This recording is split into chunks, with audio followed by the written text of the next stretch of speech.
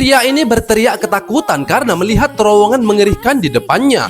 Penumpang pesawat di situ pun berteriak ketakutan dan anehnya pesawat yang mereka tumpangi berubah menjadi mengerikan.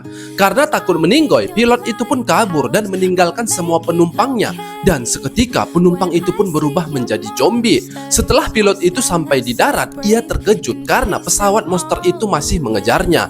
Ia pun pergi bersama timnya untuk memusnahkan pesawat monster tersebut. Tapi semuanya sia-sia. Pesawat monster itu memakan satu persatu temannya. Dan saat pesawat pria itu ingin dimakan, ia pun melompat. Namun pesawat monster itu terus mengejarnya. Sampai pada akhirnya pesawat itu pun memakan pria tersebut.